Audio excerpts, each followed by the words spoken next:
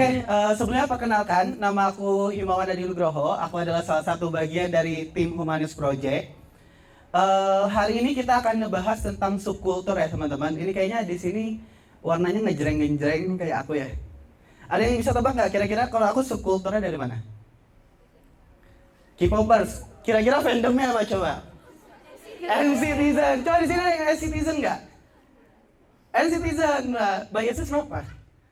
Mark. Oke. Ada selain NCTzen? Dari mana coba? Carrot. Wah, bentar lagi mau konser nih harus nabung ya. Tapi ditinggal Wamil kan, sedih. Sedih nggak ditinggal Wamil? Oh, belum biasnya yang ditinggal Wamil. Oke.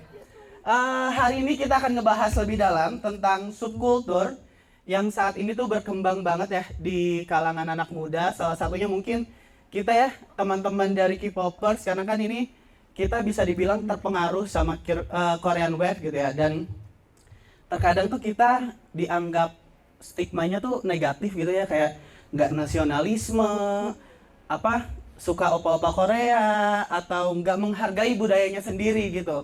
Nah, hari ini kita akan ngebahas lebih dalam bagaimana sih subkultur dan yang ada di Indonesia, baik dari stigma, perspektif. Kita akan gali lebih dalam dengan pembicara-pembicara yang mungkin ada di subkultur, baik di K-pop maupun subkultur lainnya. Dan kita akan ngebahas lebih jauh, karena kan kita kalau di subkultur K-pop, kadang mungkin di sini teman-teman suka ikut donasi ya.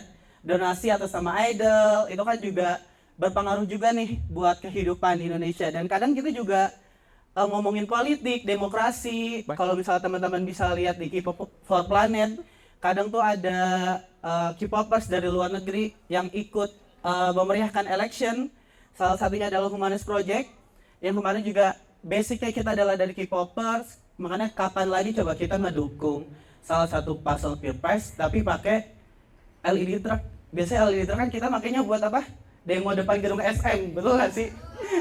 Tapi kita gunain LED truck itu untuk keliling Jakarta mempromosikan. Jadi K-popers itu nggak cuma ngomongin idol aja. K-popers sekarang udah bisa ngomongin politik, demokrasi, dan lebih melek akan kehidupan demokrasi. Mungkin kita mulai masuk aja. Halo Kak. Kader udah bro? Kader udah? Enggak tahu sih. Dan selanjutnya ada Kak Nurul Sarifah dari juru kampanye K-pop for Planet.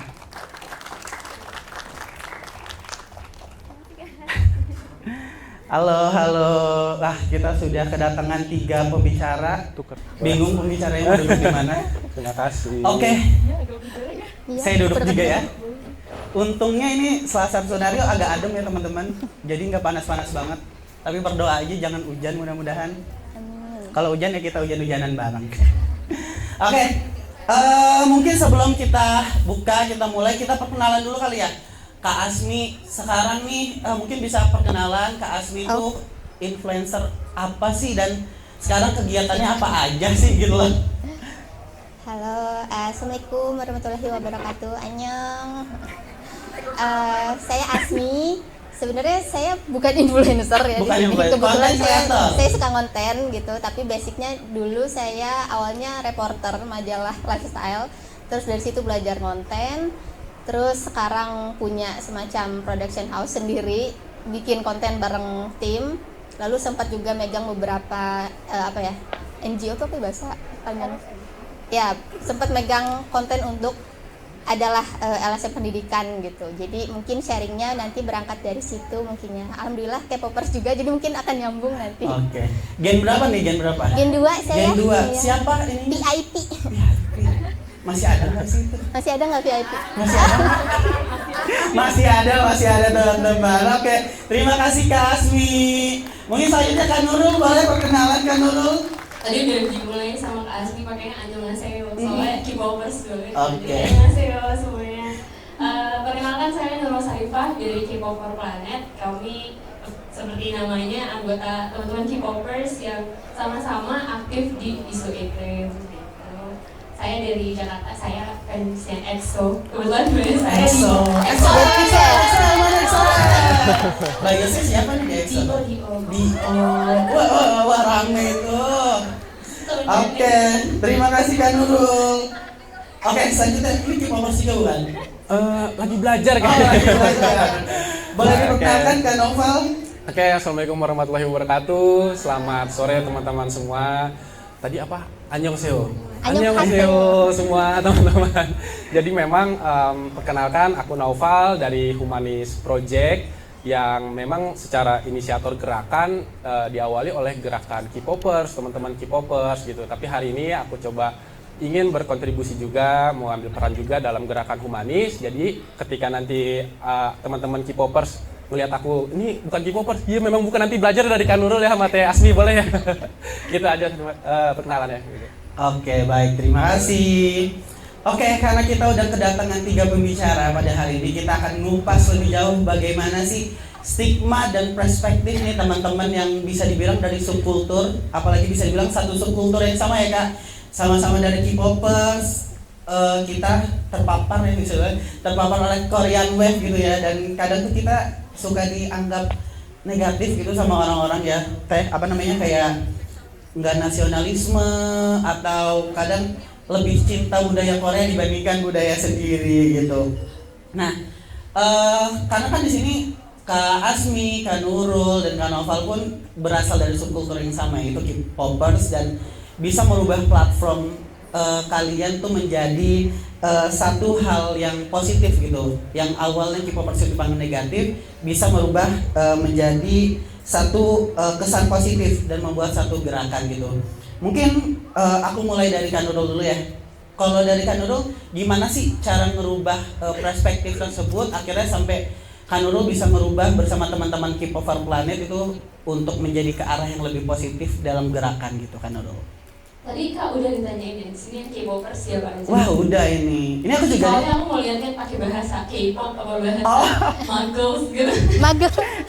Tapi kalau ditanya merubah perspektif, awalnya memang kita melihat banyak gerakan teman-teman K-popers itu udah positif, tapi beberapa orang masih punya stigma negatif. Mungkin teman-teman yang aktif di Twitter juga tahu dengan istilah Alpha Korea.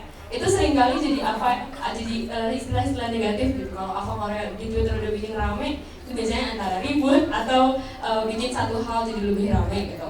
Nah, untuk merubah stigma itu tadinya kita kepikiran apakah kita merubah stigma negatif yang udah ada.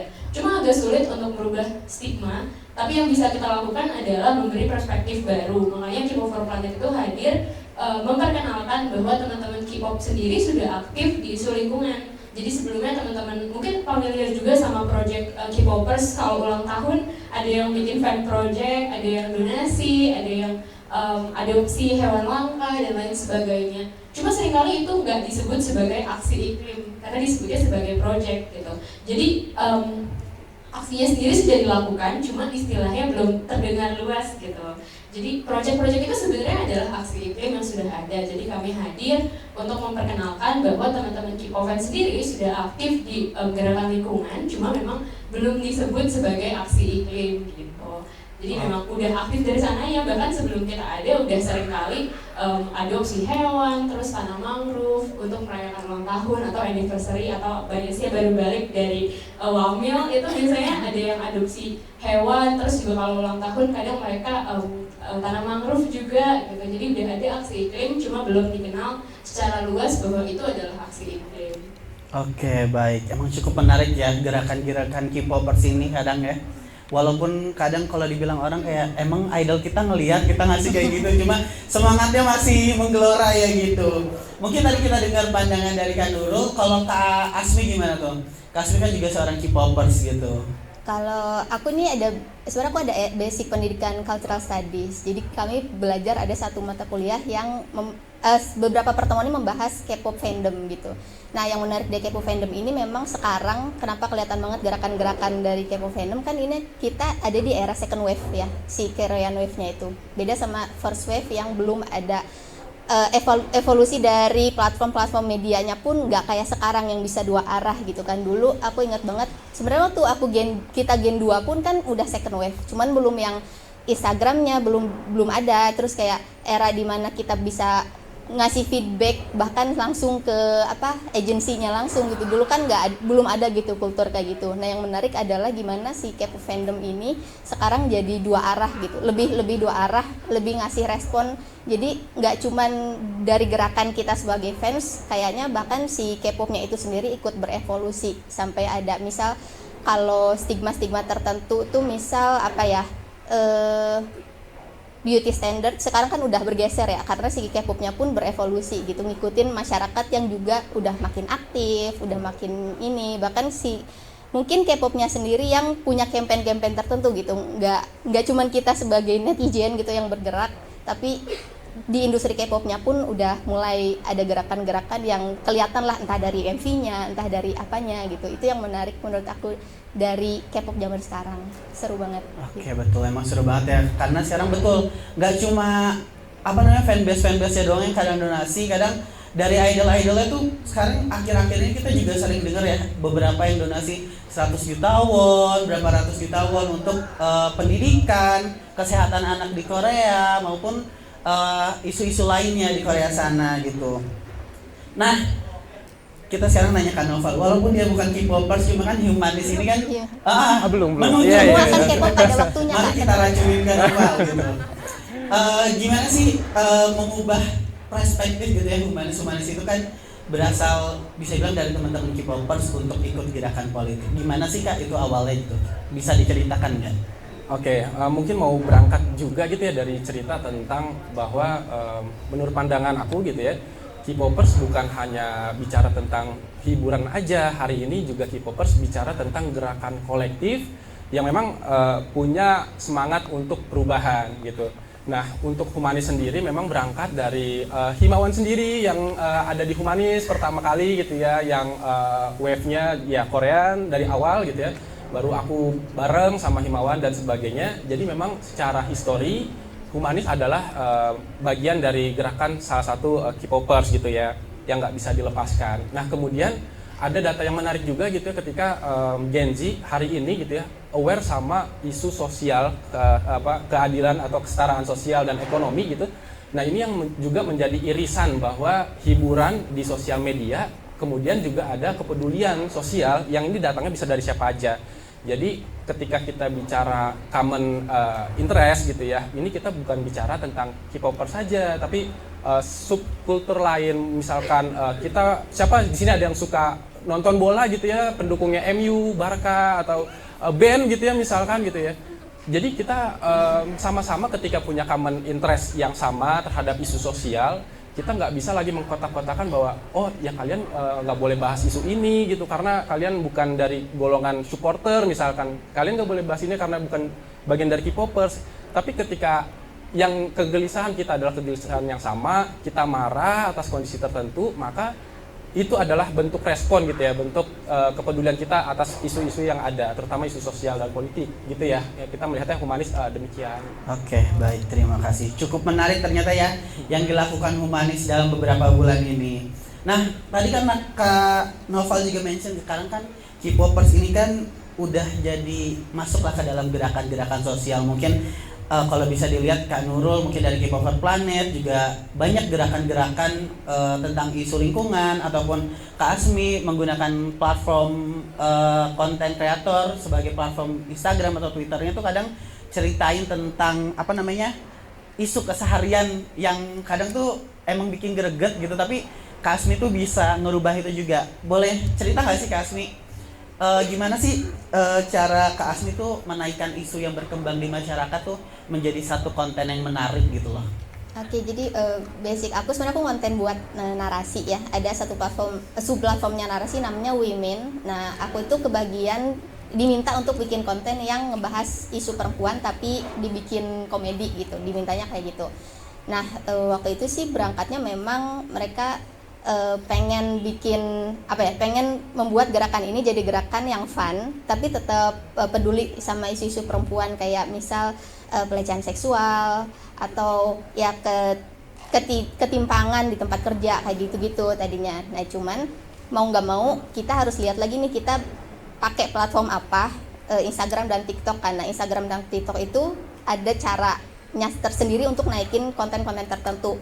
Mau nggak mau, ini jadinya mau nggak mau kita harus ngikutin tren, kita harus ngikutin gimana platform-platform ini lebih menaikkan konten-konten yang dalam tanda kutip receh gitu. Jadi kayak mau nggak mau kita harus belajar nih gimana platform ini bekerja. Bisa sih sebenarnya ada bagiannya bikin konten serius gitu, cuman terpisah dari konten-konten yang witty yang aku bikin. Tapi balik lagi kan kalau di platform itu kalau di marketing itu ada lapisannya ya, yang paling atas tuh awareness. Nah mungkin bagian-bagian receh ini sampai awarenessnya dulu, yang penting orang tahu, nanti orang buka profilnya penasaran baru bisa lihat lagi nih konten-konten lain yang lebih in-depth, kayak mungkin ada artikel yang bentuknya karusel, itu udah further lagi. Nah bagian aku ini bagian ngajak dulu deh, maaf ketepuk mic-nya. Bagian ngajak dulu nih orang buat peduli sama isunya lewat konten-konten yang dalam tanda kutip receh gitu. Jadi itu lebih ke mau nggak mau kita harus ngikutin tren itu gitu.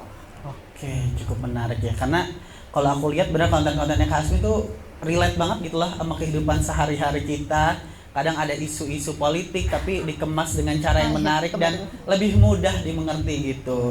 Nah, kalau misalnya Kak Nurul gimana sih di teman-teman Keep for Planet itu menggerakkan isu-isu yang berkembang di masyarakat, khususnya isu-isu lingkungan. Bahkan Keep for Planet tuh nggak main-main loh guys, mereka tuh langsung nyasar korporasi besar ya, semacam Hyundai dan bahkan akhir-akhir ini kalau misalnya kita lihat di Instagramnya tuh lagi ngebahas tentang isu album, karena kalau misalnya kita mau ikut fansign kan beli album beratus-ratus, harus biar kita bisa dapat kesempatan fansign, kadang udah beli 100 tapi nggak menang juga gitu. Gimana sih cara Keep for Planet tuh menggerakkan isu tersebut gitu kan? Tadi Kak Asu udah mention untuk awareness dulu, jadi gimana caranya orang-orang tertarik ngomong isu lingkungan, karena nggak bisa kan kedua datang terus kita ngomongin sea level rise atau ngomongin global climate change, climate crisis, climate impact dan lain sebagainya. Pada saat kita datang itu kan orang agak sedikit susah ya, jadi gimana caranya kita ngetok pintu dulu supaya mereka tertarik untuk membahas isu ini. Tadi Kak Himawan juga udah mention tentang Hyundai Campaign. Nah di Hyundai Campaign itu adalah terkait dengan aluminium yang akan dipakai oleh korporasi ini. Dimana kalau membahas aluminium, terus proses pembuatan, terus dimana itu terkait dengan coal power plant dan new coal power plant ini, itu kan adalah proses yang panjang. Jadi cara kita mulai membuat teman-teman tertarik untuk membahas isu ini adalah kita mulai dari brand ambassador brand itu sendiri. Jadi Hyundai itu terkenal dengan brand ambassador, punya BTS gitu. Jadi kita mulai sama teman-teman ARMY, kita kenalin dulu. Teman-teman ARMY mungkin familiar sama mobil listrik Hyundai yang katanya sustainable. Cuma bisa dibayangkan kalau mobil listrik tersebut nantinya dibuat dari aluminium, di mana aluminiumnya dibuat dari PLTU baru di Kalimantan. Jadi itu pendekatan yang kita gunakan secara perlahan, membumikan bahasanya, bahasa climate yang agak sedikit sulit ke teman-teman K-pop-fans, membuat mereka tertarik, membuat mereka terasa relatable, dan membuat mereka tuh tergerak bahwa oh ya sebagai ARMY kita nggak mau melihat BTS punya atau kalau kerjasama sebagai brand ambassador di mana brand ini nggak jujur dengan customernya, di mana mereka tuh nggak benar-benar sustainable nantinya kalau misalnya aluminium ini akan terus diproduksi dan digunakan di mobil listrik Hyundai. Jadi gimana cara kita membuat itu relatable, tapi di satu sisi kita juga membuat isu ini bahasanya lebih sederhana dan teman-teman tuh juga punya alasan untuk tergerak sebagai K-pop fans, dalam hal ini mungkin sebagai ARMY gitu. Tapi juga bisa juga teman-teman K-popers lain di Indonesia, sebagai masyarakat Indonesia kita juga nggak mau melihat ada PLTU baru lagi di Kalimantan, di mana itu akan punya impact yang besar ke masyarakat di sana, ke lingkungan di sana juga gitu. Oke, menarik sekali ya kan.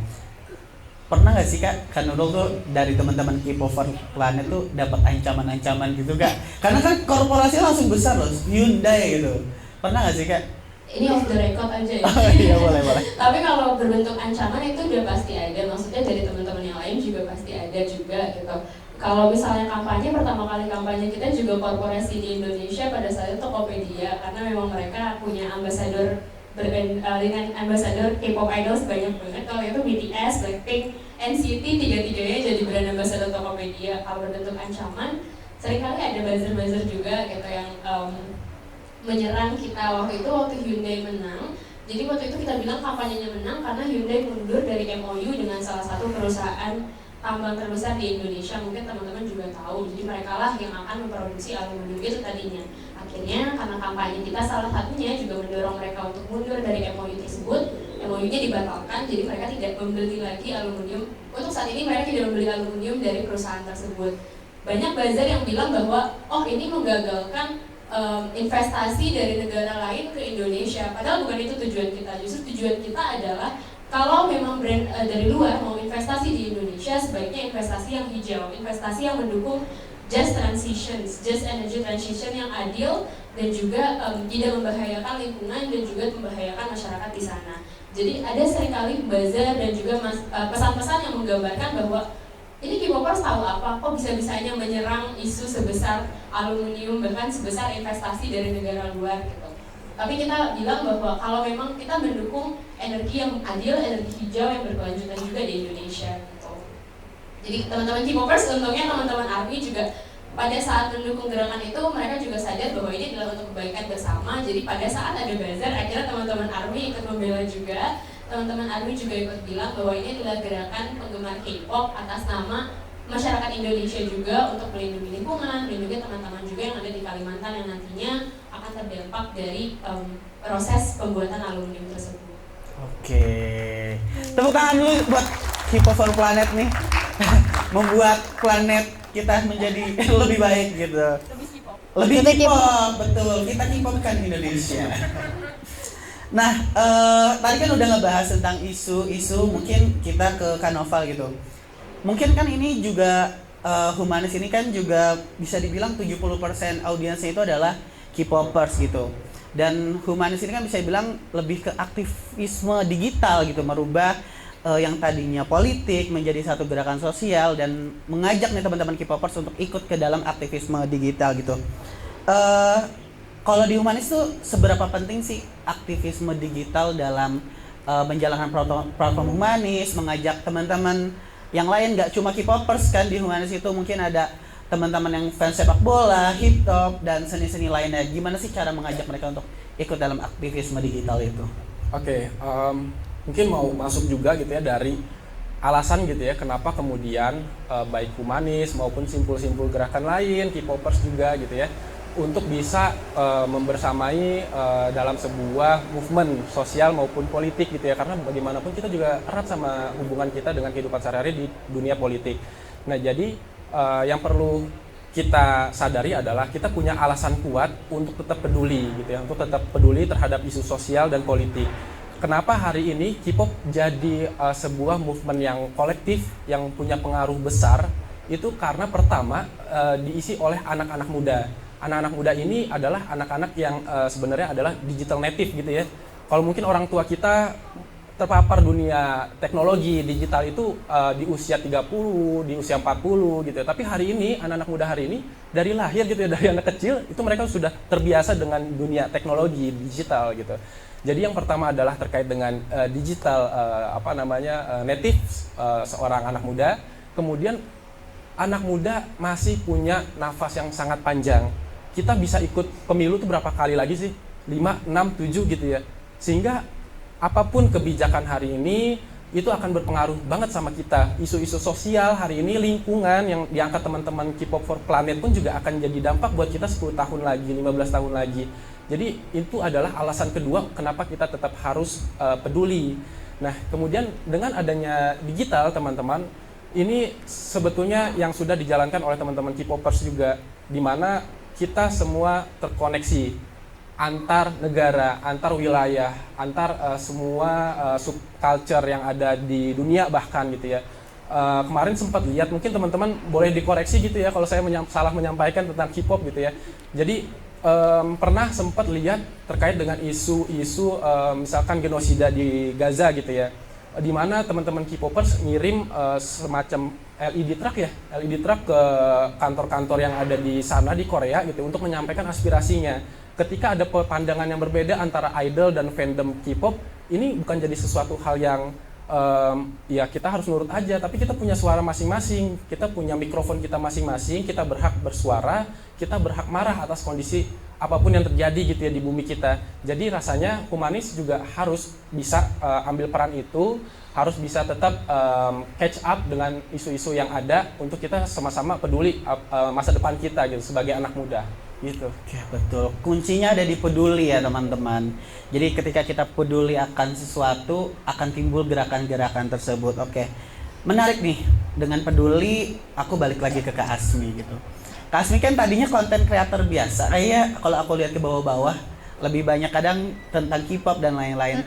Apa sih yang akhirnya bikin Kak Asmi merubah gitu? Jadi yang tadinya konten seru-seruan, jadi bahas konten tentang isu keseharian, politik maupun demokrasi gitu Kak Asmi. Sebenarnya kebalik sih Kak. Awalnya aku malah bikin konten tuh serius dulu. Karena aku punya concern terhadap isu-isu gender gitu. Awalnya aku konten di YouTube. Jadi awalnya itu aku ngasih tahu kalau aku bukan cuman K-popers, aku juga T-popers. Aku suka Thailand. Jadi aku bikin cover lagu Thailand tapi bahasa Indonesia gitu. Jadi biar orang-orang tuh bisa cover tapi kan susah ya bahasa Thailand kayak gimana kita mau karaokean gitu. Terus ya udah aku bikin versi bahasa Indonesianya. Nah, karena audiensnya K-pop itu rata-rata lumayan melek sama isu gender karena kan yang mereka tonton nggak cuman heteroseksual ya pasangannya. Jadi aku bahas dari situ, masuk dari situ. Cuman waktu itu aku tidak siap untuk menerima hujatan gitu kan di YouTube waktu itu kontennya. Terus kayak aku stop gitu. Akhirnya aku belajar kalau kayaknya kalau mau masuk harus lewat konten-konten yang receh gitu. Akhirnya barulah aku pas pindah ke Instagram aku bikin kontennya receh dulu. Nah sekarang tuh baru kebalik lagi, aku masuk lagi ke isu-isu yang serius. Jadi ibaratnya orang-orang tuh udah tahu kalau aku tuh wodor dan aku bisa membawakan konten yang serius dengan caraku sendiri gitu. Jadi sebenarnya bolak-balik gitu sih Kak. Jadi nggak dari seru-seruan dulu ke sekarang bawa yang lebih serius gitu. Tapi emang awalnya sebenarnya aku bawa kontennya serius gitu. Tadinya serius, sekarang makin serius gitu. Iya, karena ya itu balik lagi karena aku sadar platform itu punya caranya sendiri untuk menaikkan, maksudnya dia punya algoritma yang kadang-kadang kita punya movement tapi nggak naik karena si cara kerja platformnya, terutama ketika kita ngomongin genocide yaitu Instagram tuh agak-agak sesuatu gitu ya. Dan yang menariknya dari subkultur ini termasuk K-pop, karena yang diangkat K-popnya, jadi platform mungkin ngelihatnya ini sebagai K-pop gitu, kategorinya K-pop, bukan lagi kategori social issue gitu. Itu yang seru dan bikin naik. Oke, menarik banget ya teman-teman. Jadi teman-teman bisa juga nih belajar tentang menaikkan isu melalui platform di sosial media gitu, mungkin sama Kak Asmi. Ada nggak sih Kak Asmi tuh tips-tips nih bagi teman-teman kan di sini bisa dibilang kayaknya ini biasa di Twitter gitu ya. Kadang kan kita di Twitter melawan orang-orang yang aneh gitu ya. Ada nggak sih cara kita tuh kadang teman-teman K-popers tuh mau menaikkan satu isu tuh kadang takut nggak sih teman-teman? Kayak takut dibilang ikut-ikutan, takut dibilang nggak ngerti. Ada nggak sih cara-cara atau hacks gitu ya buat teman-teman K-popers di sini tuh bisa peka terhadap isu dan kita pun berani men-share isu tersebut ke orang-orang di sekitar kita gitu. Gimana Kak Asmi? Kayaknya kalau peka terhadap isu, teman-teman di sini aku yakin udah pada tahu ya. Maksudnya kita nggak sekedar ngikutin gimana algoritma bergulir gitu, tapi ini nggak sesuai, terus kita bisa cari konten yang lain, bahkan kita bisa verifikasi ke sumber yang lebih kredibel gitu. Kalau itu pasti teman-teman sudah melakukan itu. Cuman mungkin yang perlu dicatat kalau mau kita yang jadi konten gitu, yang bersuara, sebenarnya kuncinya ngelihat tren sih. Karena basic aku kan visual ya, audio visual, maksudnya Reels dan TikTok. Jadi mungkin bisa banget sekarang tuh, ini aku agak keluar dari K-pop dan social movement ya. Sekarang tuh lagi ngetren konten marketing yang zero followers. Jadi cara marketing, ada tren di mana orang tuh brand nge-marketingin produk sampo, lalu orang-orang itu kayak ada konten-konten di mana dia datang ke salon yang cuma 5.000 keramas dan heboh banget. Ternyata itu campaign produk sampo. Jadi mungkin bisa diambil cara-cara yang kamu anonim pun bisa, karena kan cara kerja algoritma tuh FYP tuh ngangkat yang agak random gitu ya. Jadi kalau misalnya nggak mau mukanya kelihatan untuk melindungi privasi, itu tinggal dicari referensi konten yang seperti itu dan coba di ATM gitu ya, amati, tiru dan modifikasi dengan lagu teman-teman sendiri dengan fandom, maksudnya lagu yang sesuai dengan fandomnya atau gimana. Kalau K-pop mungkin gitu, jadi sangat bisa dieksplorasi sih kalau menurut aku. Gimana mau, yang penting tuh ya FYP dulu istilahnya. Yang penting FYP dulu. Oke, betul. Sangat menarik ya. Emang di dunia digital ini kita sebenarnya bisa ngapain aja gitu dan bisa merubah itu menjadi satu hal yang positif juga sebenarnya. Aku balik lagi kan Nurul. Sekarang tuh di K-pop for Planet tuh lagi menggaungkan isu apa aja sih kan Nurul? Kalau boleh tahu. Sekarang lagi isu album. Sebenarnya isu album udah dari 2021 kita udah ngebahas waktu itu. Permasalahannya adalah mungkin teman-teman yang K-pop fans juga tahu kalau misalnya album K-pop itu banyak yang dibuang di jalanan. Terus itu juga mainly adalah plastik album gitu. Walaupun itu di Korea atau di Jepang ya. Cuma kita mungkin sering melihat album yang dibuang di jalan begitu aja. Nah, jadi kenapa kita waktu itu punya mau cerita langsung oke? Nggak apa-apa langsung. Tapi tadi mau nanya lanjutan gitu. Jadi kenapa kita punya kampanye album adalah setelah kita punya kampanye Tokopedia, kita udah punya masa kan teman-teman K-pop fans. Terus kita ngeliat isu terbesar di K-pop industry adalah di K-pop industry itu sendiri, salah satunya adalah album gitu. Kita seringkali ngelihat album yang terbuang, terus kita waktu itu minta ke agensi K-pop untuk menyelesaikan masalah album plastik ini. Tapi yang mereka lakukan setelah beberapa tahun itu, mereka merilis album digital, mereka rilis album ramah lingkungan, mereka juga dua hal itulah salah satunya yang mereka lakukan. Tapi di satu sisi mereka tetap rilis album fisik K-pop, di mana itu tidak menutup masalah sebelumnya, cuma menghadirkan solusi, tapi masalah sebelumnya itu tidak diselesaikan gitu. Akhirnya 2024 ini kita minta mereka menghentikan taktik marketing, toxic marketing kita bilangnya. Kenapa kita bilang toxic marketing? Karena marketing K-pop di album ini udah mulai nggak sehat gitu. Nah, apa aja marketing ini? Ada 3 yang kita list up. Yang pertama adalah di mana album K-pop itu dipakai untuk masuk ke, kalau misalnya teman-teman mau ikut fansign, mau fan call sama idol, itu kan sistemnya lotre atau sistemnya untung-untungan, nggak tahu, bisa beli 1, bisa ikutan, bisa beli 100, bisa nggak dapet juga gitu. Nah, sistem itulah yang akhirnya membuat beberapa penggemar beli album sampai 100, 200, 300, nggak tahu albumnya setelah itu mau dikemanain. Ada yang dijual, ada juga yang akhirnya dibuang gitu. Itu sistem toxic marketing yang pertama. Toxic marketing kedua adalah photocard. Jadi ada photocard gitu. Ada yang bawa PC sebagai contoh. PC-nya ditunjuk. Jadi di K-pop ada yang namanya photocard. Nah, photocard idol itu biasanya dari album. Itu sistemnya adalah random. Jadi kalau misalnya beli album A, bisa aja dapat foto biasnya adalah anggota yang si C gitu. Misalnya anggotanya ada 7, terus mau dapat 7-7-nya, itu belum tentu beli 7 album akan dapat. Bisa jadi harus beli 34 album karena sistemnya adalah random. Itu yang akhirnya bikin fans beli banyak album buat dapat PC, setelah itu tuker-tukeran sama temennya. Tapi market yang ketiga adalah versi album. Jadi album K-pop itu tadinya versinya cuma 1 ya Kak. Mungkin kalau di Gen 2 tuh dulu 1 versi, 1 album yang dikeluarin pada saat itu. Sekarang versinya ada 3, 4. Itu juga kadang cover dari foto membernya beda-beda. Jadi kalau aku multi-bias, biasnya banyak, aku pengen beli semuanya gimana tuh? Gitu. Jadi akhirnya toxic marketing inilah yang kita minta agensi K-pop untuk hentikan. Kenapa? Karena adanya toxic marketing ini mendorong fans untuk beli album berulang kali, album yang sama. Setelah dibeli itu albumnya nggak tahu akan dimanakan gitu.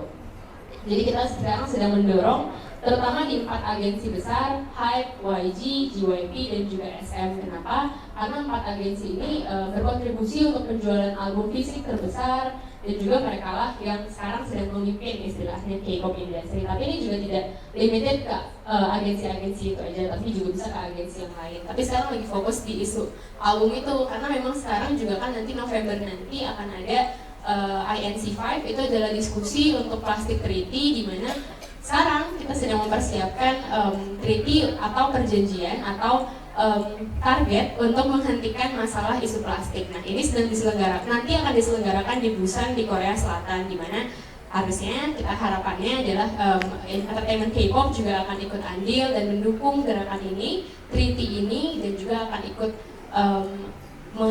memberikan menyelesaikan masalah album secara nyata. Jadi nggak lagi pakai solusi, kita nggak bilang solusi palsu sih, tapi solusi semu, karena memang yang mereka berikan belum menjawab masalah dari physical album plastik ini. Oke, betul. Apalagi kalau misalnya yang satu grup isinya belasan orang, bahkan NCT waktu 2020 berapa? 20 orang lebih ya. Coba 23 kita nyari, misalnya bahas kita Jaemin. Jaehyun baru dapat di album ke-18. Itu kan nyampah banget berarti ya. Coba di sini ada yang masih sering beli album nggak di sini kira-kira? Tunjuk tangan. Dan ini mungkin isunya kurang relate sih Kak sebenarnya. Jadi isu beli album di Indonesia itu agak kurang relate karena satu, album harganya mahal, shipping harganya mahal, terus juga aksesnya juga nggak begitu mudah gitu. Mungkin kalau teman-teman Jakarta atau Jabodetabek atau kota-kota besar mungkin masih mudah untuk akses. Jadi kenapa kita juga mendorong kenapa marketing ini tetap harus dihentikan, karena kalau marketing ini terus berlanjut, nantinya teman-teman yang masih suka K-pop, masih mau koleksi album, itu akan lebih susah untuk beli album. Kenapa? Karena bisa aja album harganya nanti akan 500.000, 600.000, 700.000, versinya akan ada 23, 28, who knows gitu kan. Jadi itu akan semakin lama kita biarkan agensi-agensi ini melanjutkan marketing tersebut, semakin susah juga buat kita untuk memiliki album seperti seutuhnya gitu. Album adalah art atau album adalah karya dari idol kita yang seharusnya dijaga dan dibeli karena memang kita mendukung idol kita untuk itu, bukan untuk memberikan profit semata. Oke, menarik sekali ya teman-teman dari peralbuman ini gitu. Mungkin akan ngebahas di dalam sedikit ya Kak Nurul. Jadi di K-pop Planet juga kan kalau aku lihat kita juga kerja sama teman-teman di Korea. Bahkan kemarin tuh aku lihat ada election di luar negeri juga, K-pop Planet juga turun gitu. Itu secara gimana sih ngebangun jejaring komunitas dengan teman-teman K-pop Planet di luar negeri maupun di Korea? Apakah emang K-pop Planet itu isinya orang-orang dari seluruh negara atau gimana Kak? Jadi K-pop Planet itu awalnya dibentuk sama aku dan temenku di Korea Selatan namanya Daeon. Kita kenalan dari gerakan iklim, waktu itu Daeon gerakan iklim di Korea Selatan, aku gerakan iklim di Indonesia. Kita sama-sama aktif di dunia iklim, tapi pada saat itu kita ngelihat belum ada satu platform buat K-popers ngomongin isu iklim gitu. Akhirnya yaudah kita buat aja K-pop Planet untuk menjembatani teman-teman K-popers yang mau ngebahas isu iklim. Jadi memang anggotanya nggak cuma di Indonesia, tapi juga di Korea Selatan, di Jepang, terus juga di Brazil, di Belgium gitu. Nah kemarin kita juga sempat aktif di isu election di Eropa, karena ada teman kita yang di Eropa juga, terus dia mau kolaborasi dengan teman-teman lain. Jadi memang anggota K-pop Planet sendiri memang ada di beberapa negara. Terus kita juga punya teman-teman yang kita bilang ambassadors, itu untuk mendukung kita menyebarkan isu lebih luas. Karena kan aku nggak bisa bahasa Spanyol ya, jadi pasti butuh seseorang yang bisa bahasa Spanyol untuk menerjemahkan konten-konten kita dan lain sebagainya. Jadi ambassadors inilah yang membantu kita reach out teman-teman lebih jauh, terus menerjemahkan konten-konten kita, kampanye kita dan lain sebagainya. Oke, sangat menarik ya, jadi aktivisme berdua cuma dari South Korea sama Indonesia bisa sekarang ke luar negeri juga gitu ya kan Nurul ya. Nah mungkin kita balik lagi nih kan Oval. Kalau misalnya tadi direct dari berdua sampai ke luar negeri, kalau Humanis ini kan tadinya dari gerakan politik ya, bisa bilang Humanis itu dari gerakan politik mendukung salah satu calon presiden, akhirnya merubah gerakan itu bisa bilang sekarang lebih ke sosial gitu, dan sosial dan K-pop itu kan juga sangat melekat gitu. Apa sih yang bikin Humanis itu merubah arahnya yang dari tadinya politik banget jadi sosial kemanusiaan gitu kan Oval? Oke, jadi memang Humanis itu adalah gerakan K-popification mungkin ya, untuk mendukung salah satu calon presiden ketika itu Pak Anies Baswedan. Jadi memang dalam masa-masa kampanye ini ada waktu-waktu yang memang harus dan kita tergerak gitu ya untuk mengisi kegiatan kita sebagai di Humanis, yaitu ada isu kebencanaan ketika itu, ada bencana di Demak, ada di Padang, kemudian ada di daerah-daerah lain, termasuk kita hadir dalam konflik-konflik beberapa kampung di Jakarta. Mungkin teman-teman juga pernah mendengar isu tentang konflik Kampung Bayam, kampung lain yang ada di Jakarta gitu ya. Jadi kita merasa tergerak untuk bisa support hal-hal yang memang sebetulnya kita mampu untuk support di situ.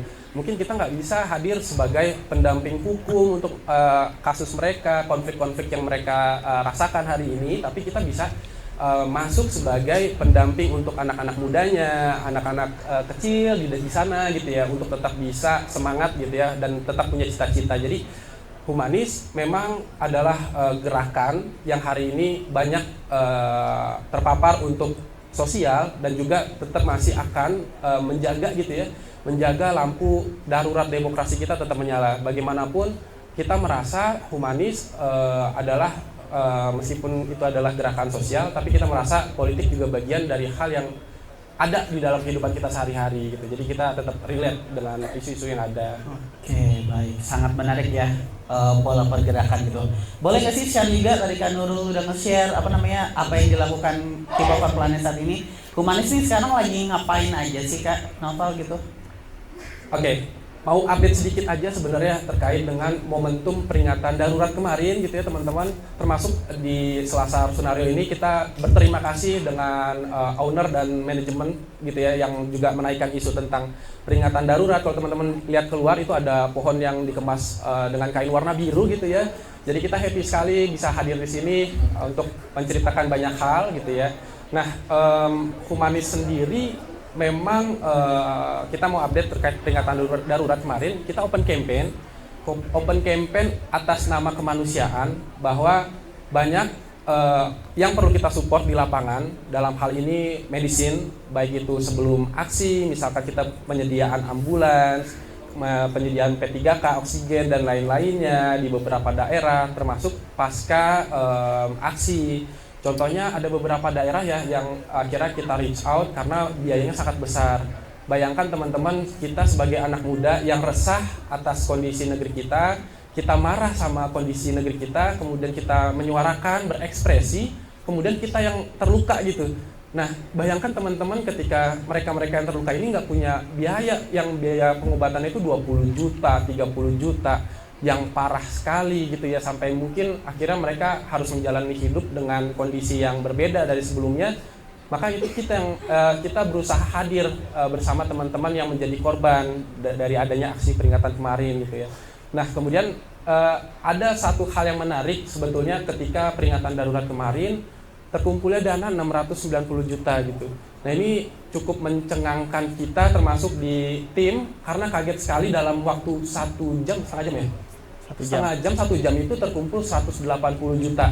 Akhirnya kita ya sudah, ini adalah terkumpul akhirnya 690 juta dan akhirnya kita sampai pada kesimpulan bahwa ini bukan hanya angka uang yang besar, bukan hanya donasi yang besar, tapi ada juga di sana besarnya kegelisahan kita, besarnya marahnya kita. Jadi makanya kita menangkap bukan hanya sekedar angka, bahwa masih banyak orang yang peduli dengan kondisi negeri kita, termasuk teman-teman K-popers. Jadi merasanya kalau ketika banyak sentimen-sentimen negatif terhadap teman-teman, rasanya kurang tepat juga gitu ya. Soalnya banyak dari teman-teman yang justru memilih aksi nyata dibanding berdiam diri gitu. Nah, itu kira-kira yang mau diupdate sedikit tentang peringatan darurat, dan kedepannya Humanis tetap akan mendampingi beberapa isu sosial dan mungkin yang berkenaan dengan masyarakat miskin kota, masyarakat adat yang terpinggirkan hari ini. Jadi kita pengen bareng-bareng menjaga iklim sosial dan demokrasi di negeri kita jadi lebih baik sih sebenarnya. Oke, menarik banget nih Humanis kan. Tadi kita di-mention salah satu skenario. Boleh tepuk tangan untuk salah satu skenario akhir hari ini. Venue-nya bisa kita pakai berkumpul dengan teman-teman semua. Oke, mungkin karena waktu kita terakhir ya, mungkin ada 2 pertanyaan terakhir kan. Saat ini kita bisa dibilang tadi kan ada awareness, peduli gitu. Jadi kan ini satu perubahan besar ya untuk anak-anak muda, baik dari subkultur dan lain-lain. Jadi ada perubahan sikap, jadi orang-orang tuh lebih mau bersuara. Salah satunya contoh mungkin kayak peringatan darurat kemarin gitu. Menurut pandangan kakak-kakak bertiga gitu, apa sih yang saat ini tuh akhirnya bikin anak-anak muda untuk berani speak up, baik dari masalah isu politik, demokrasi, lingkungan, dan lain-lainnya. Mungkin kita bisa mulai dari Kak Asmi dulu gitu. Oke, mungkin aku boleh share pengalaman dikit kali ya. Boleh. Setelah aku ngonten gitu dan aku merasa cukup ada orang yang memperhatikan konten aku, itu aku mulai berani gitu. Aku mulai berani untuk oh ada yang dengerin gitu. Jadi waktu kemarin peringatan darurat itu kebetulan aku menerima beasiswa, ada terus beasiswanya ini memang terkenal agak sering dibicarakan gitu ya. Nah terus waktu itu, waktu peringatan darurat saya balik lagi mencoba gimana caranya supaya saya didengar gitu. Dan lagi heboh-hebohnya tuh setiap tahun pasti ada pembahasan gimana penerima beasiswa ini kalau bisa mengabdi di negeri sendiri gitu, jangan pindah negara gitu lah. Tapi kayak di sisi lain kan kita sering mengeluh ya, aduh pengen pindah negara, padahal mah tidak mungkin terjadi, duitnya juga belum terkumpul sebanyak itu gitu kan. Nah terus akhirnya dari kegelisahan itu saya coba bikin banner yang ngarahnya ke situ. Saya pengen pindah negara tapi saya penerima beasiswa X gitu. Nah terus banyak yang foto waktu itu, dicari itu di grup-grup yang kan itu banyak ya, ada yang maksudnya ada yang kampus ABCD itu dicari, ini siapa yang punya banner gitu kan. Terus dari situ saya mulai sadar bahwa kayaknya memang keberanian itu muncul salah satunya kalau di kayak saya, karena saya merasa ada yang dengar. Minimal mungkin kalau misalnya Kak Nurul punya K-pop for Planet itu kan ada komunitas K-pop for Planet yang ini loh orang-orang yang dengar gitu. Nah mungkin untuk case teman-teman yang misalnya bertanya-tanya kalau saya mulai dari mana, mungkin bisa mulai dari misalnya gabung humanis atau gabung komunitas yang sudah ada gitu, nggak harus ngebangun sendiri, itu bisa banget. Yang penting ngerasa aku safe karena ada teman gitu, ada temennya. Karena waktu abis kejadian itu jadi teman-teman tuh jadi ibaratnya tuh ngebelain statementku gitu, meskipun muka aku disensor ya sama mantan kepala angkatanku itu disensor, jangan nanti orangnya dicari gitu. Terus kayak heboh banget, terus aku kaget kayak oke, tenang. Akhirnya ketahuan sih. Oke, betul menarik sekali emang ya. Kadang tuh di saat kita speak up ada aja ya halangan-halangan yang menjadi penghalang bagi kita gitu. Betul, sama ngerasa ada community yang bareng, ada ibaratnya kalau aku safe gitu ya, bisa melindungi kita. Gitu. Oke, menarik. Kalau pandangan Kak Nurul gimana nih? Menurutku kenapa anak muda jadi lebih berani untuk ngomongin isu-isu ini, mungkin karena memang merasakan sendiri gitu impact dari hal yang ada. Misalnya kayak krisis iklim, tadi mendung, mau hujan, sekarang panas. Terus kayak kenapa ya bisa secepat ini berubahnya cuaca. Terus juga sekarang kan udah bulan ber-ber, katanya bulan ber-ber tuh bulan musim hujan, tapi masih jarang banget.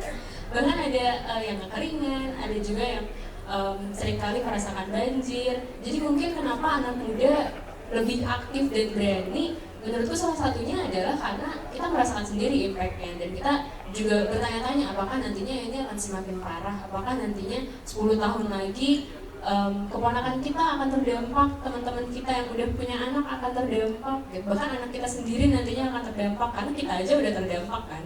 Jadi mungkin salah satunya adalah itu kenapa jadi lebih aktif untuk ngomongin isu ini, karena memang ini berkaitan erat dengan kita sendiri gitu. Terus yang kedua mungkin karena ada kolaborasi dan solidarity menurutku. Yang pertama udah banyak gerakan-gerakan iklim, gerakan-gerakan sosial, gerakan-gerakan politik juga yang teman-teman bisa ikut dukung. Dan yang kedua sebenarnya sekarang gerakan tersebut sudah bukan saatnya lagi untuk mengecilkan gerakan apapun gitu, karena kita bisa melihat powernya itu beda-beda gitu.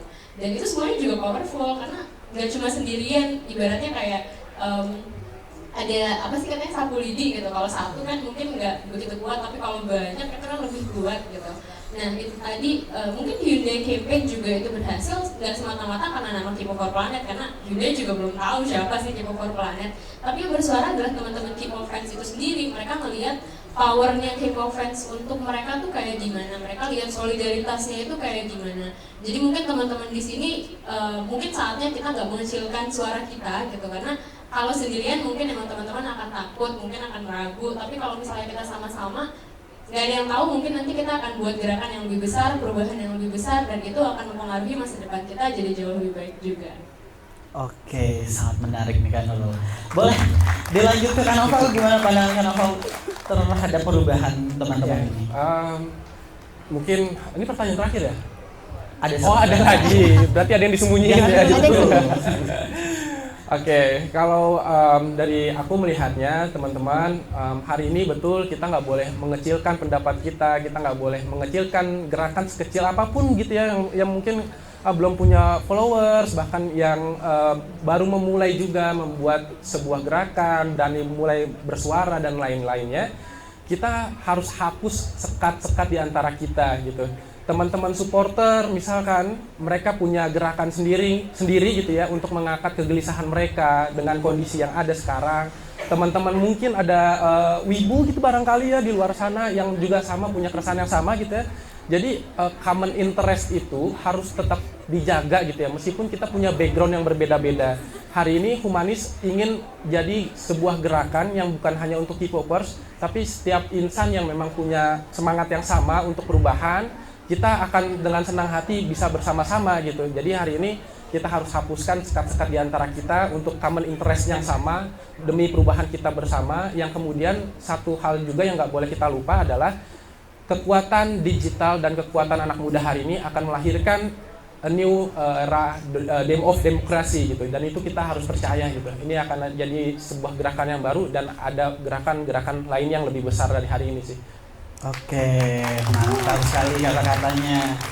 Terakhir nih, kalau kita kan biasanya dengar kata-kata kagem ya. Coba sih kasih paham. Coba boleh nggak sih terakhir kata-kata dari Kak Asmi, Kak Nurul, Kak Noval untuk teman-teman yang hari ini datang, ada nggak sih kayak semangat, motivasi mah terlalu gini ya, terlalu tua mungkin ya, kata-kata lah buat teman-teman untuk bisa lebih aktif lagi dalam isu sosial. Mungkin teman-teman di sini juga bisa lebih aware dengan teman-teman di sekitarnya atau isu-isu di sekitarnya. Ada nggak sih kata-kata terakhir gitu? Kalau Dan aku kata-kata sih terakhir gitu. takut ya. Takut gitu. Mungkin karena ini kan sebentar lagi kita akan memasuki era baru ya. Maksudnya ke arah situ. Menurut aku kalau kita barengan berisik kalau ada yang salah nanti semoga bisa lebih baik gitu. Maksudnya galak aja, berisik aja, biar yang di sana merasa, biar kita didengar, biar kalau misalnya ada yang salah merasa terganggu juga. Jadi kayaknya emang kita harus galain lagi the power of people gitu. Maksudnya kayak kan kita ngerasain sendiri kerjaan atau kayak hal-hal yang sehari-hari atau climate issue gitu kan. Memasuki era baru ini, era kepengurusan baru, ayo berisik yuk. Gitu, Ayo yuk berisik, teman-teman, galak berisik. aja yuk, galak gitu. Oke, kalau dari Kak Nurul gimana? Aku tadi pengen pantun tapi aku nggak jago lagi. Tapi ada satu moto sih, nggak moto juga sih. Tapi ada satu hal yang sering kita bilang di K-pop for Planet adalah no K-pop on a dead planet. Nggak ada K-pop di bumi yang mati. Tapi K-pop itu juga bisa diganti dengan hal-hal lain. Jadi misal suka sepak bola, no MU on a dead planet, no Barca on a dead planet, no Jaehyun, no Jaemin on a dead planet. Hal-hal itulah yang akhirnya kita bilang, kenapa kita menekankan untuk gerakan sekarang? Karena kalau kita menunda-nunda lebih lama, nantinya bumi ini akan semakin parah, kerusakannya, krisis iklim semakin parah, dampaknya juga akan semakin parah kena ke kita. K-pop salah satunya hal yang kita nikmati, hal yang membuat kita senang, hal juga yang membuat kita terkoneksi satu sama lain. Nantinya mungkin nggak akan menyenangkan lagi karena bumi kita sudah terlalu parah untuk dinikmati. Jadi no K-pop on a dead planet, no EXO on a dead planet, and also no solidarity on that planet. Oke, thank you. Coba tepuk tangan sekali lagi buat Kak Nurul dan teman-teman K-pop for Planet. Ya. Terakhir, Kak Noval gimana? Sebenarnya bingung gitu ya mau closing seperti apa. Tapi hari ini Humanis banyak-banyak terima kasih kepada teman-teman semua yang sama-sama mengawal kita juga gitu ya, jagain kita dengan baik gitu ya, baik itu di sosial media, kemudian di gerakan aksi nyata yang sudah membersamai kita semua gitu. Kita pun terbuka gitu ya, Humanis bukan milik siapa-siapa tapi milik masyarakat luas, yang mana kembali kepada masyarakat harus bermanfaat, yang kemudian kita sama-sama terbuka kalau ada hal-hal yang keliru dari kita segala macam, kita sama-sama kok bisa benerin bareng-bareng gitu ya. Kita percaya perubahan itu nyata ke depan. Jadi itu aja, sekali lagi terima kasih kepada siapapun yang hari ini membersamai Humanis gitu sih. Oke, tepuk tangan untuk ketiga pembicara kita hari ini. Mungkin sebelum kita jangan tutup dulu ya. Mungkin di sini teman-teman banyak pertanyaan gitu. Mungkin kita bukan sesi tanya jawab. Kalau misalnya teman-teman mau tanya baik ke Kak Asmi, Kak Nurul, Kak Noval ataupun ketiga-tiganya, boleh mungkin angkat tangan biar nanti teman-teman panitia ngasih mic-nya. Ada yang mau bertanya? Ada nggak? Malu nih pasti. Bingung. Aku nanya boleh nggak? Oh, Kak Asmi mau nanya boleh? Kak Mau Nurul. nanya kemana? Ke Kakak Nurul. Oh, Kakak Nurul boleh. Ini jadi pembicaranya saling bertanya. Iya kan Boleh, belajar silakan. kan saling belajar. Nggak, aku pengen tanya ibaratnya tuh harapannya dari K-pop Planet tuh gimana sih, maksudnya kayak kan kita tahu ya kalau industri K-pop ini bergerak ya karena fandomnya gitu, kayak ya timbal balik lah, kalau yang gak gerak kan ada yang mati gitu ya idolnya, maksudnya kayak gitu. Nah kalau misalnya mengurangi konsumerisme itu idealnya tuh gimana sih sebenarnya, maksudnya apa yang di aiming in the future gitu?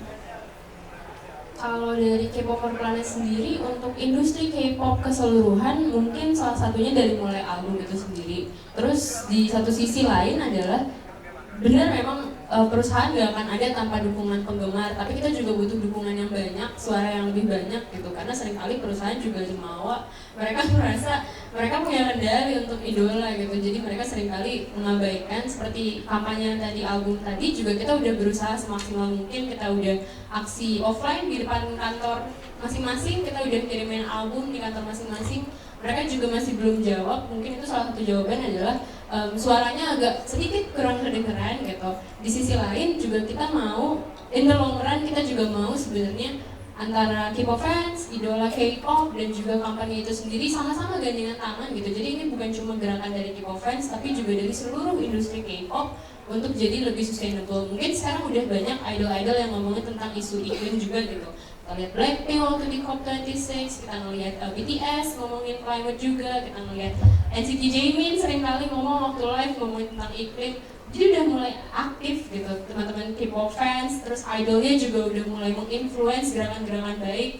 Tapi entertainment ini sendiri masih belum bergerak seutuhnya gitu. Jadi makanya sampai sekarang kita menekankan bahwa suara penggemar harus lebih besar, dan entertainment sendiri kalau memang mau industri ini berlanjut secara keseluruhan, mereka harus dengerin suara penggemar, karena kalau nggak ada penggemar mereka akan berjalan dengan siapa gitu. Even idolnya pun juga mendukung gerakan-gerakan penggemar. Sekarang idol juga udah mulai aktif bilang gak usah lah beli album banyak-banyak. Baekhyun sendiri dari EXO sempat bilang kayak udah beli aja satu Ada album bahkan digital gak usah juga beli sekarang album. Iya, album digital juga udah ada gitu. Jadi idol kita juga udah bilang kayak gak usah beli album, bahkan uangnya dibeli buat keperluan lain aja, gak usah buat album, karena mereka juga udah tahu bahwa ini udah gak sehat lagi. Jadi sekarang inilah kita menekankan untuk sama-sama menyuarakan. Nah di sini juga ada temanku Yuris, nanti Yuris juga akan keliling-keliling nanyain teman-teman kalau teman-teman punya satu pendapat yang ingin disampaikan ke perusahaan K-pop kesukaan teman-teman, misal mau nyampein sesuatu, boleh ke Yuris juga. Nanti potongan-potongan video itu juga akan kita sampaikan bahwa even di Indonesia pun teman-teman K-pop fans juga udah nggak mendukung gerakan marketing kotor ini gitu. Jadi in the long run sih kita pengen seluruh industri K-pop jadi lebih sustainable, nggak cuma dari praktisnya doang, tapi juga dari sisi aksi iklim yang nyata itu sendiri. Jadi nggak ada lagi solusi semu, tapi solusi nyata dari penggemar K-pop, idola K-pop, dan juga entertainment K-pop itu sendiri. Oh oke, terima kasih. Kayak nggak terjawab, nggak, saya nggak relate karena saya K-popers jalur kuota gitu loh kak. Jadi kayak beli album-album itu, iya.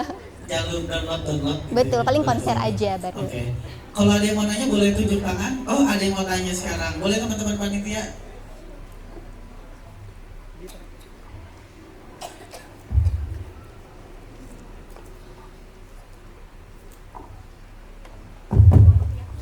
Terima kasih untuk kesempatannya. Perkenalkan, nama saya Lia dari Medan. Jauh. Nah, ini sebenarnya pertanyaannya mungkin spesifik ke humanis. Seperti yang kita tahu, humanis sendiri itu adalah subkultur juga. Dan orang-orang memandang humanis itu lebih condong adalah sebuah fanbase terselubungnya Pak Anies, mohon maaf. Tapi kalau saya sendiri, dibalik memang kagum pada integritasnya Pak Anies, saya melihat humanis ini gerakan-gerakannya. Di luar yang setelah kampanye, gerakan yang terakhir, kita membantu ya humanis untuk donor darah. Lalu gerakan kemarin waktu peringatan darurat, artinya humanis sendiri udah ngebuka subkultural itu untuk lebih ke masyarakat. Yang jadi pertanyaan, ada nggak sih ide-ide humanis untuk ke depan untuk membuka subkultural itu? Jadi orang memandang humanis itu bukan hanya sekedar kelompok-kelompok yang pro kepada Pak Anies, tapi memang sebuah kelompok yang ingin generasi muda ini lebih paham demokrasi, lebih paham tentang gerakan-gerakan gimana membuat Indonesia untuk jadi lebih baik. Terima kasih, itu pertanyaannya. Oke, cukup. Karena silahkan dijawab. Oke, terima kasih Kak. Kita sama-sama dari Medan gitu ya. Betul. Jadi terima kasih atas pertanyaannya. Jadi memang selama ini pembahasan di kami pun juga hal yang sama gitu ya. Bagaimana ya caranya supaya kita bisa membuat gerakan humanis hari ini atau hal-hal yang memang jadi semangat humanis hari ini itu bisa menyebar ke berbagai daerah, ke pelosok-pelosok gitu ya, yang memang mereka punya kegelisahan yang sama. Nah ini akan jadi PR bersama, cuman aku bahkan akan menanyakan juga gitu ya ke teman-teman nanti lewat mungkin entah sosial media kita gitu ya, apakah kita perlu hari ini sudah mulai harus membuka gerakan-gerakan baru di daerah dengan semangat humanis hari ini atau tidak gitu, mungkin nanti akan jadi pertimbangan. Yang kemudian untuk perihal demokrasi hari ini kita memang percaya sampai hari ini gitu ya, sampai detik ini masih melihat value yang sama gitu ya kepada sosok yang memang membersamai kita dari awal gitu ya. Tapi ini kita melihat sebagai sebuah value yang memang harus diserap oleh kita gitu. Sehingga ketika ada who knows, kita nggak ada yang pernah tahu politikus bisa berbuat salah, bisa menyimpang dan sebagaimana lainnya gitu ya, hari ini kita saksikan. Tapi kita melihat hari ini value yang disampaikan ke publik, ke masyarakat itu adalah value yang kita amini juga gitu. Nah, perihal demokrasi kita hari ini membuat sebuah program namanya Unlock Behind edisi demokrasi. Jadi Unlock Behind kita pengen coba membongkar ada apa sih sebenarnya di balik demokrasi atau demokrasi hari ini gitu ya. Jadi ini adalah upaya kita untuk menerjemahkan gitu ya, mengemas bahasa-bahasa politik yang sulit menjadi lebih mudah untuk bisa diterima teman-teman, khalayak ramai dan sebagaimana lainnya gitu ya. Jadi kita percaya humanis tetap konsisten kepada nilai-nilai yang hari ini kita pegang. Jadi mohon doanya juga sih Kak. Oke, mantap. Coba kalau misalnya Humanis Project buka di daerah, ada yang mau join gak sih Humanis Bandung gitu? Mau. Nah, mau tuh Kak, harus dibuka ya. Oke, mungkin teman-teman ada yang mau bertanya lagi? Ada nggak? Ada. Oke. Kak, boleh dibantu teman-teman panitia?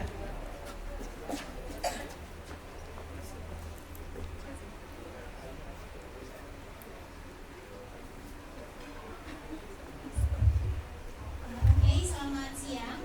Perkenalkan, saya Salsa, aslinya dari Kendari, Sulawesi Tenggara. Tapi Jauh-jauh ya? sedang berkuliah di Bandung.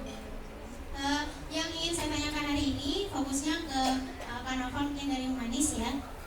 Jadi seperti yang saya dengar tadi, Humanis kan pasti banyak mengelola dana yang disumbangkan, didonasikan dari orang banyak gitu. Entah itu atas nama siapa atau mungkin anonim gitu ya. Yang pasti dari yang saya dengar tadi, dananya itu banyak gitu. Nah pertanyaannya, kan sekarang sebenarnya Humanis kan fokusnya ke isu-isu sosial gitu, termasuk demokrasi. Nah, gimana sih cara Humanis itu mengelola dananya dalam hal ini itu yang mana yang dipentingkan gitu? Maksudnya urgensinya dilihat seperti apa, tingkat kedaruratannya untuk mengalokasikan dana tersebut gitu. Karena yang saya lihat juga pastinya ada laporan pertanggungjawaban dari penggunaan dananya gitu. Mungkin itu yang saya mau tanyakan. Terima kasih. Oke. Terima kasih. Terima kasih. Oke. Silakan Kak Noval.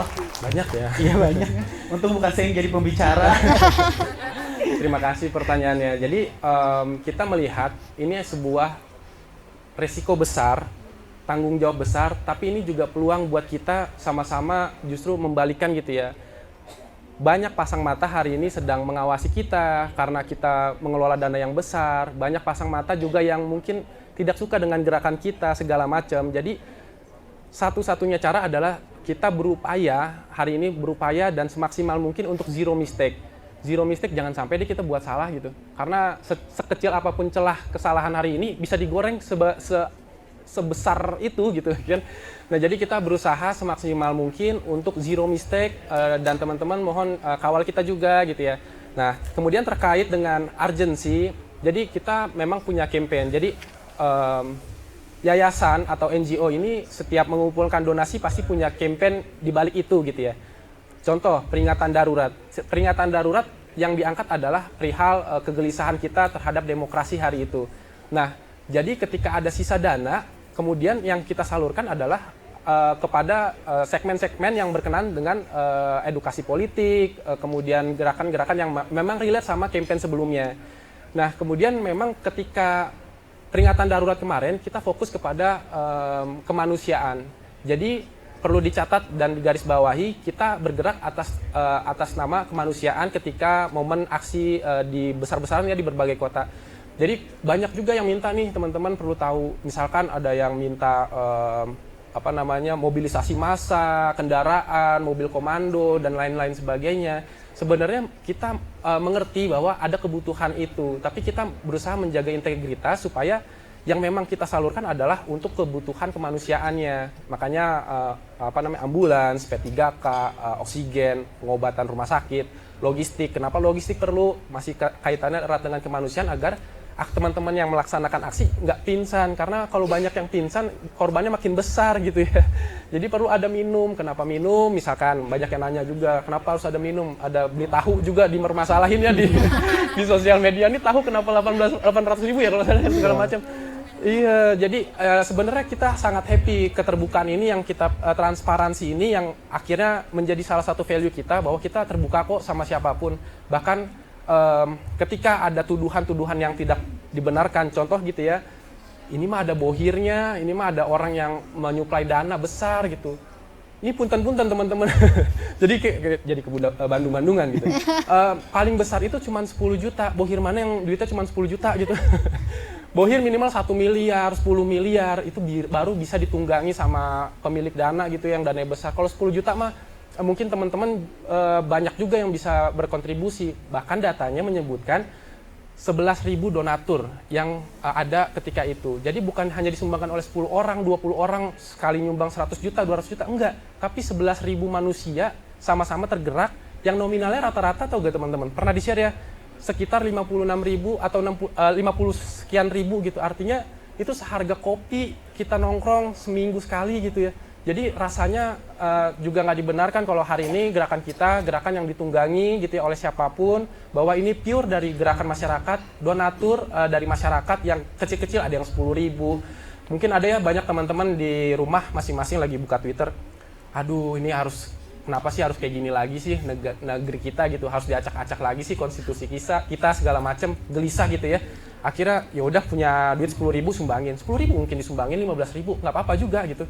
Jadi artinya kita sama-sama berusaha jaga integritas, dan untuk yayasan sendiri tetap akan ada audit gitu ya yang dilakukan secara berkala. Jadi ditunggu saja, pastinya akan pelaporan itu tetap ada sih. Oke, terima kasih, sangat menarik ya. Ngomong-ngomong tentang tudingan bohir-bohir, aku mau nanya nih ke Kak Nurul. Kak Nurul kan balik lagi ke korporasi besar. Kadang ada nggak sih tuduhan kayak, wah ini mungkin ya kayak, ini gituin Hyundai karena ada rival mobil listrik lain gitu. Pernah nggak sih ada tuduhan-tuduhan gitu juga Kak Nurul? Kalau kayak gitu mungkin udah nggak butuh funding kali ya. Udah ada fundingnya gitu. Tapi tuduhannya sih lebih ke itu tadi sih, bahwa kita dibilang ingin menggagalkan investasi dari luar negeri ke Indonesia. Investasi dari luar negeri ke Indonesia gitu, bahwa penggemar K-pop dianggap se-powerful itu loh teman-teman. Kita dianggap akan menggagalkan investasi asing gitu. Tapi untuk ditunggangi dan lain sebagainya sih saat ini belum, dan jangan sampai karena bingung juga nanti kita ya. Tapi lebih ke backlash di itu sendiri sih, dan kita kan juga nargetin 4 entertainment company besar, jadi mungkin ada juga fans-fans yang agak kurang sejalan mungkin pendapatnya, mungkin juga belum memahami secara betul, atau mungkin juga memang sudah ingin membela company itu sendiri gitu. Itu udah pasti ada sih, maksudnya beda pendapat dengan teman-teman K-pop fans pasti ada, tapi untuk tuduhan-tuduhan tersebut mungkin lebih ke yang tadi disebutkan gitu, terkait dengan investasi negara, terus juga terkait dengan perusahaan-perusahaan tersebut. Oke, baik. Kalau Kak Asmi gimana Kak Asmi? Kak Asmi pernah dituduh buzzer nggak nih Kak Asmi kira-kira?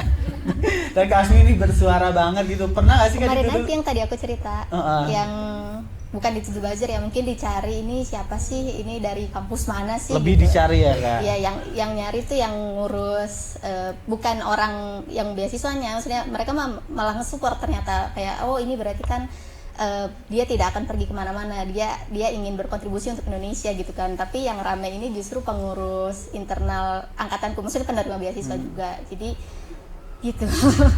Jadi menghela nafas Tapi ini sangat off panjang ya. record ya. Oke. Takut ya. Mungkin sebelum kita tutup ada pertanyaan terakhir dari teman-teman. Oke, ada. Boleh teman-teman panitia di sebelah sini?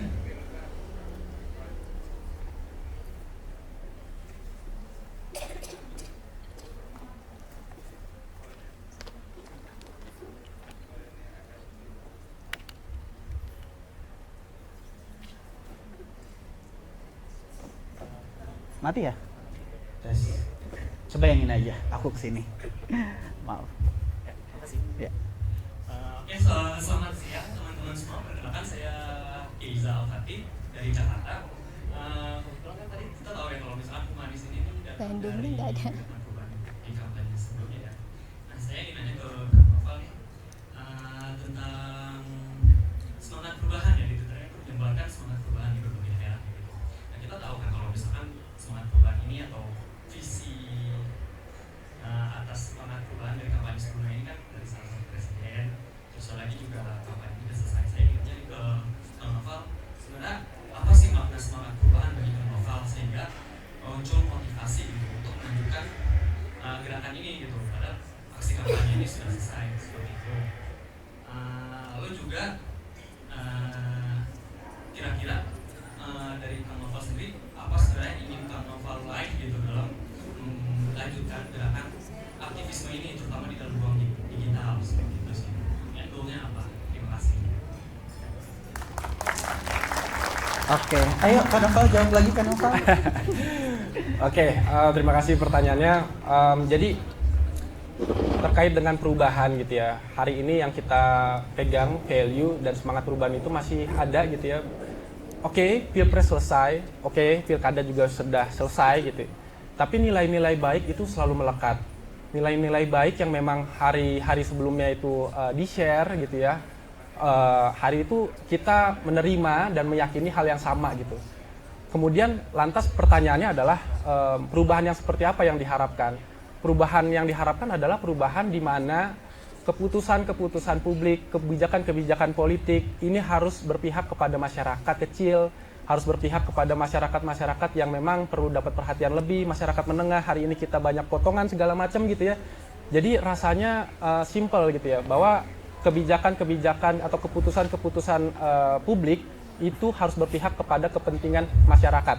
Itu yang jadi catatan pertama. Sehingga kita juga mau mengusulkan bahwa perlu kedepannya kita banyak-banyak mendiskusikan tentang 3 hal. Pertama adalah demokrasi, kemudian meritokrasi, dan yang terakhir adalah transparansi. Jadi kita perlu juga tahu kondisi di mana partai politik ini kan tugasnya adalah, ini sedikit keluar gitu ya dengan pembahasan. Partai politik adalah partai yang menjalankan amanah konstitusi gitu ya dalam berdemokrasi. Bayangkan kalau hari ini partai-partai politik itu tidak internalnya tidak membangun mekanisme demokrasi yang sehat. Bagaimana ketika mereka berkuasa, toh mereka di dalam internal pun juga nggak berdemokrasi, ownership yang ada gitu ya, semua keputusan oleh pemilik partai aja gitu. Nah, kemudian yang kedua transparansi, kita juga perlu tahu dana-dana ini dari mana, kenapa? Karena gini teman-teman, kita punya catatan bahwa kampanye politik itu mahal gitu ya, baik itu di daerah, provinsi maupun di tingkat nasional, kampanye politik itu mahal banget, miliaran dananya gitu, di mana hari ini jadi rahasia umum bahwa ada bohirnya, didanai oleh pengusaha, didanai oleh konglomerat gitu ya, atau didanai bahkan oleh partai politik gitu ya. Sehingga ketika mereka terpilih, mereka ini harus membuat kebijakan yang menguntungkan dari si pemilik dana. Sehingga ini hari ini kita sudah memulai sebuah gerakan yang sangatlah baik, bahwa ke depan harusnya pejabat publik ini setransparan itu gitu ya. Dananya dari mana? Bayangkan kalau semua orang gitu ya jadi pejabat publik, tapi yang nyumbang ribuan manusia, belasan ribu manusia gitu. Yang nyumbangnya cuma 15.000 seharga cilor gitu ya, seharga seblak gitu. Jadi kepentingan kebijakan yang dibuat adalah kepentingan yang berpihak kepada masyarakat umum, masyarakat kecil yang nyumbangnya cuma 15.000 gitu. nyumbangnya bukan 10 miliar, bukan 100 miliar gitu. Jadi itu yang harusnya kemudian poin kedua adalah berkenaan dengan transparansi. Yang ketiga adalah berkenaan dengan meritokrasi. Pejabat-pejabat hari ini haruslah orang-orang yang memang punya keahlian, punya catatan rekam jejak yang baik, punya catatan keahlian di bidangnya, sehingga keputusan-keputusan, kebijakan produk-produk hukumnya pun juga berpihak gitu ya, sesuai dengan kemampuan. Bayangkan kalau hari ini setiap influencer yang punya followers bisa jadi pejabat publik gitu. Ini semengkhawatirkan apa nanti kita gitu?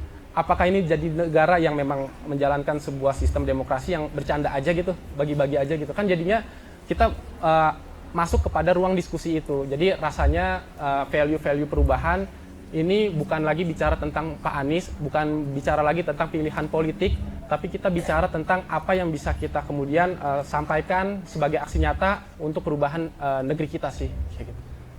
Oke, mantap. Oke, karena kita sudah di penghujung ini, LO-nya udah, ayo berapa menit gitu. Kita tutup aja, mungkin cukup menarik pembahasan pada sore hari ini.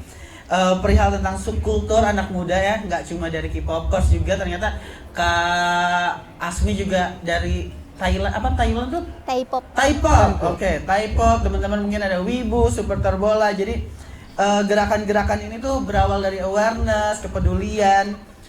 Jadi membuat satu gerakan yang turut aktif dalam sosial kemasyarakatan, bahkan memperjuangkan satu perubahan.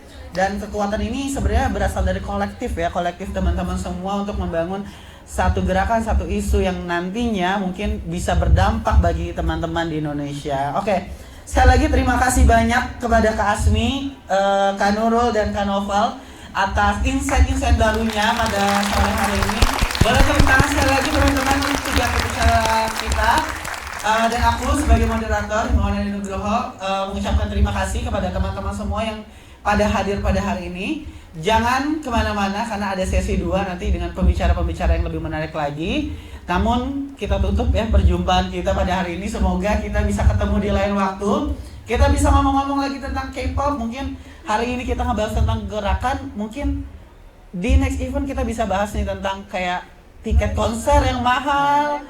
Norebang bareng-bareng mungkin bisa bareng ke depan gitu. Oke, akhir kata aku ucapkan terima kasih. Wabillahi taufiq wal hidayah. Wassalamualaikum warahmatullahi wabarakatuh.